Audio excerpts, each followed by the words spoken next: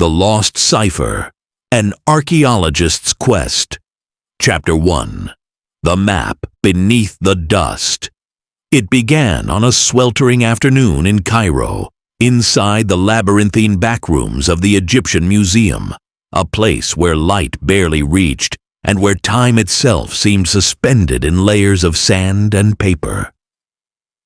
Among crooked shelves, ancient crates, and forgotten manuscripts, Ethan Ward moved carefully, brushing decades of dust from the surfaces of rolled papyri and clay tablets. Most archaeologists sought fame in the field, excavating ruins under the desert sun. Ethan, however, believed that true discovery often began in the archives. At 29, Ethan was already well known in academic circles, admired for his unconventional methods and his refusal to chase glory. He was more scholar than showman, more driven by quiet obsession than ambition. Unlike others, he wasn't interested in publishing papers just to earn prestige. He wanted answers, truths, buried by history, deliberately or otherwise. That day, he was investigating records related to obscure trade routes between the Eastern Roman Empire and early Islamic dynasties.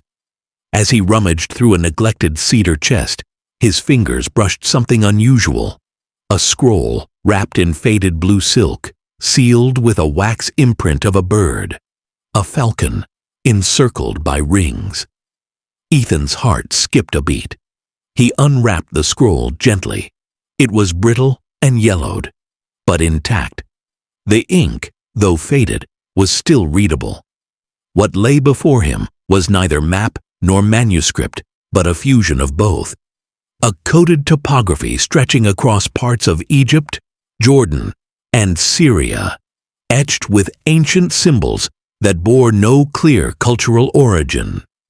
And there, in the upper right corner, was the falcon emblem again, accompanied by a cryptic inscription in a forgotten dialect that combined elements of Aramaic and Greek. Ethan didn't need a translator.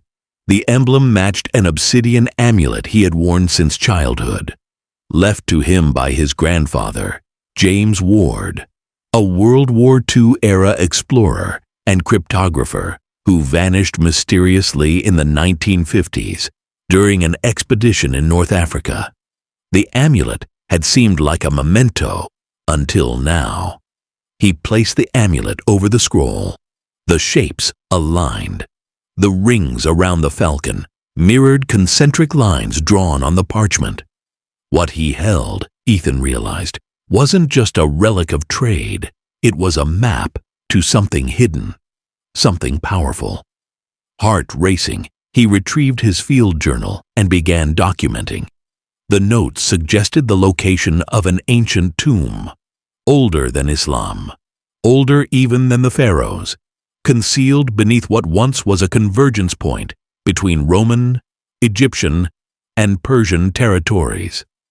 The scroll described a relic kept under sacred guard by a secretive order of scholars. The name that repeated, half translated through the merged scripts, was the Eye of Serapis, the Greco-Egyptian deity created by the Ptolemies to unite their dual heritage of gods.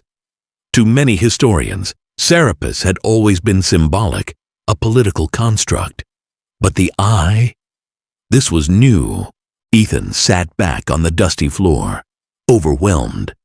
The possibility that a legendary artifact, lost for centuries and hidden by scholars from empires long vanished, might still exist beneath the sand, was exhilarating and dangerous. He glanced toward the amulet again. His grandfather had searched for this. Perhaps he had even found it and paid the price. Now, the responsibility had passed to Ethan. From that moment, he knew. This wasn't just about archaeology or history. It was about unfinished legacies, ancient knowledge, and something bigger than himself. The tomb's entrance was marked by coordinates partially visible beneath layers of ink.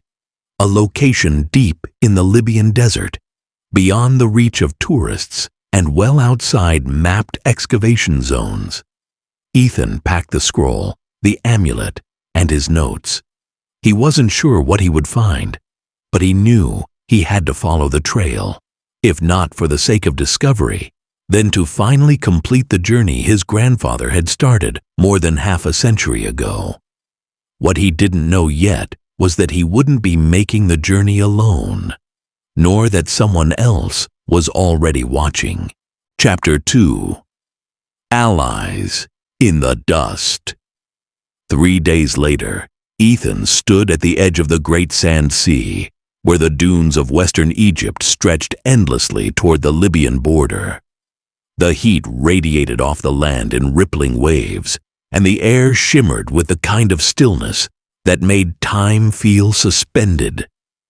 He had hired a local guide, Yusuf, a quiet, sharp-eyed man who didn't ask questions but seemed to understand when something important was unfolding. They traveled in an old Land Rover packed with water, fuel, satellite equipment, and excavation tools. With the coded scroll safely tucked in a waterproof case, Ethan spent the long drives poring over his grandfather's old journal.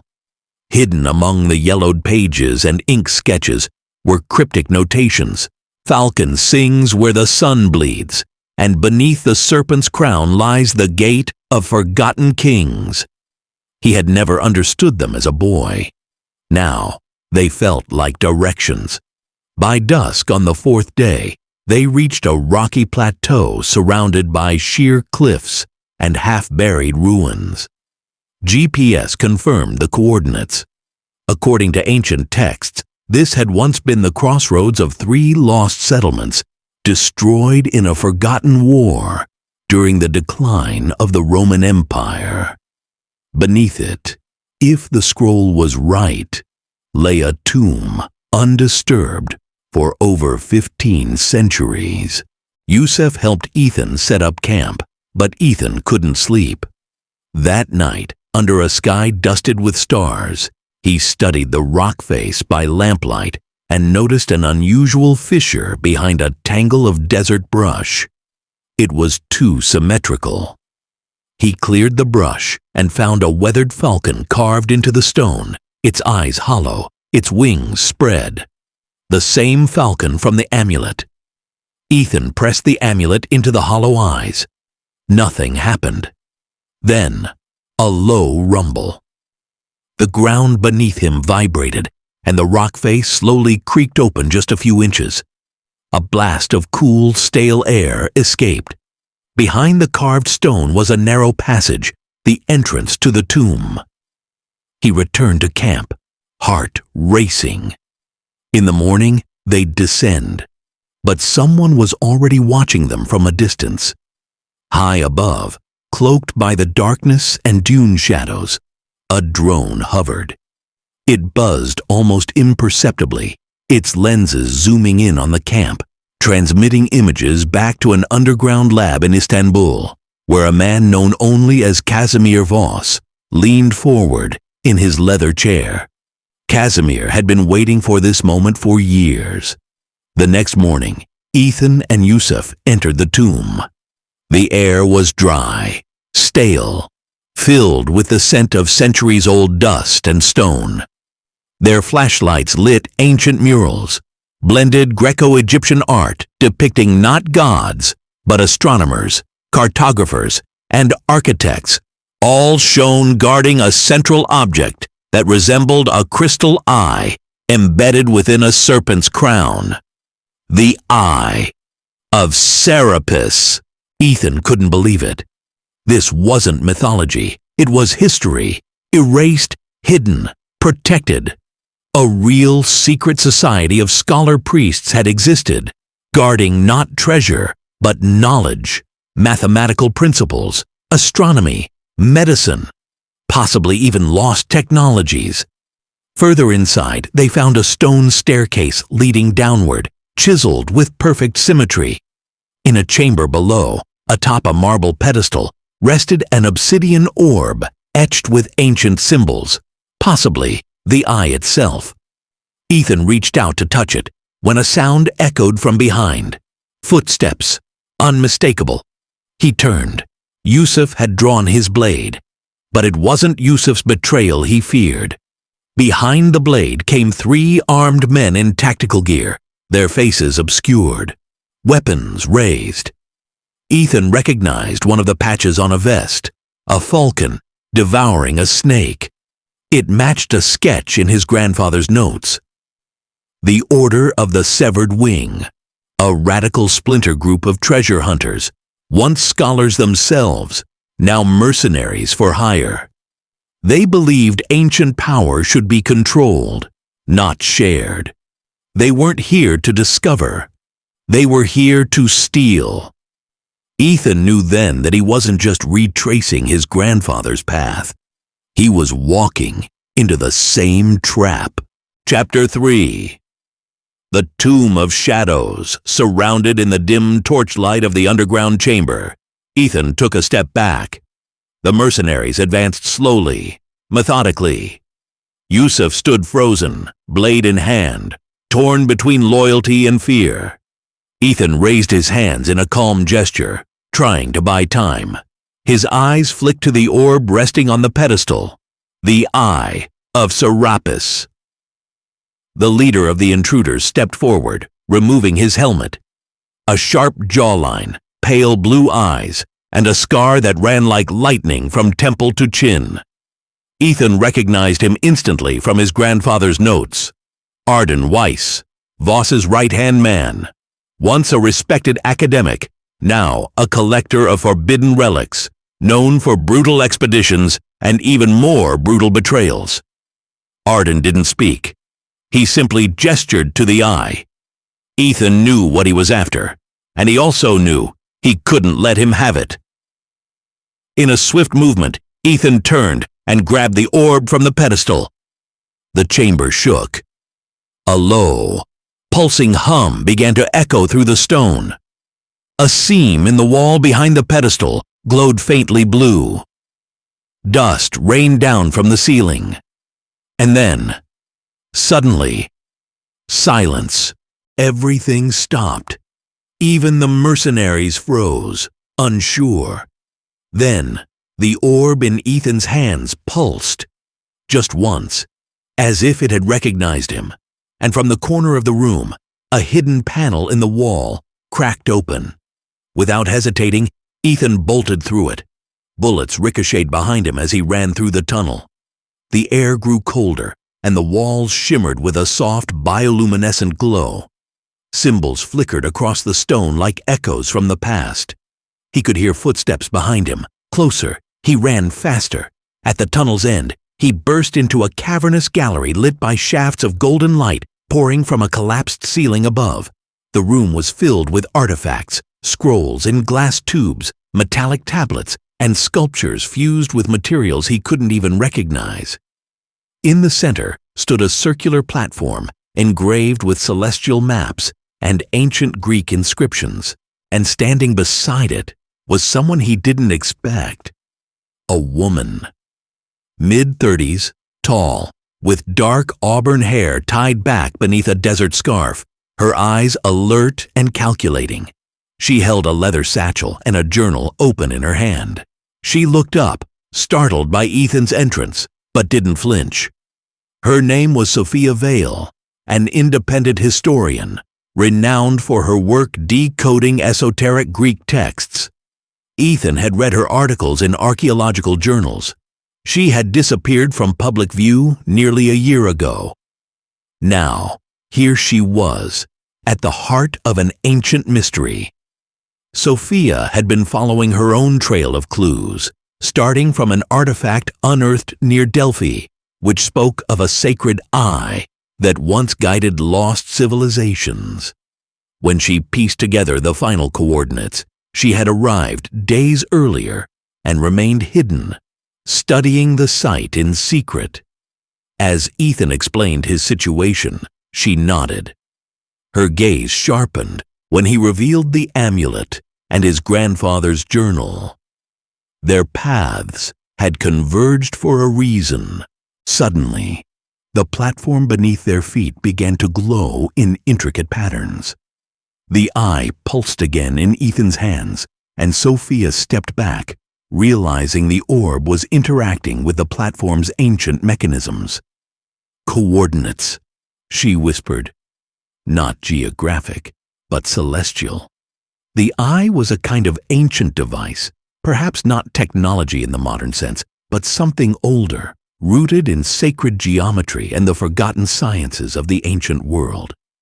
It was a key, not just to this chamber, but to something far greater, something the Order would kill to possess. Just as they realized this, the sound of boots echoed through the corridor behind them. "They've found us," Ethan said. But this time, he wasn't running alone. Chapter 4. Fire and Sand. The village of Petra, with its carved sandstone facades and shifting desert winds, seemed timeless. The deeper Ethan and his team ventured into the labyrinthine canyons, the more they felt the weight of history pressing down on them. Each step was a whisper from the past, every wall a canvas etched with stories long forgotten. Guided by the map they had discovered beneath the Roman temple, they reached a narrow passage obscured by layers of dust and loose stone. According to the old manuscript, this path led to a chamber untouched by modern exploration, a sanctuary said to hold relics tied to the mysterious Nabatean priest kings. Legend spoke of a scroll, lost for centuries, containing prophecies and knowledge hidden since the days of Alexander the Great. Ethan's fingers trembled slightly as he cleared debris from the chamber entrance. Behind him, his team watched with bated breath. Sophia stood closest, her curiosity mirroring his own, while their local guide held a lantern that flickered with excitement. Inside, the air was heavy, unmoved for what felt like millennia. Intricate mosaics covered the floor, depicting constellations and mythical creatures. Ethan noticed that the celestial patterns matched the diagrams from the scroll he had retrieved earlier. With his flashlight beam sweeping the walls, he found inscriptions: Greek, Aramaic, and something older, perhaps Nabatean. He carefully stepped onto a platform at the center of the chamber.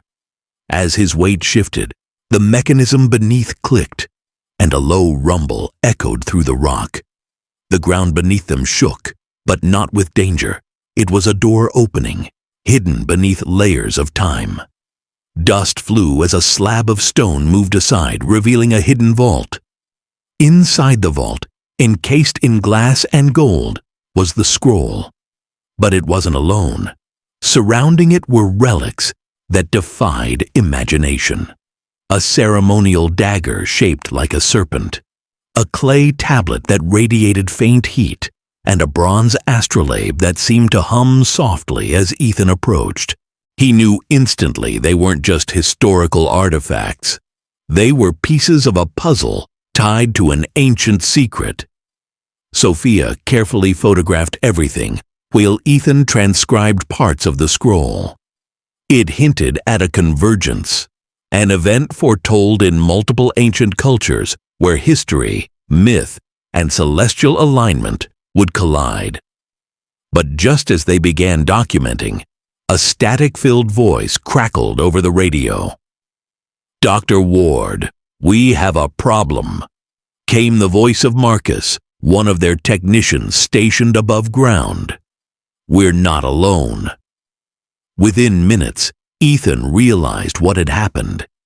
Their discovery had triggered something, either a signal or a disturbance, that alerted Casimir Voss. The antagonist and his private militia had followed the team's progress with more sophistication than Ethan had anticipated. He had underestimated Casimir's network, and now they were closing in. Ethan ordered everyone to carefully seal the vault and erase any digital footprints.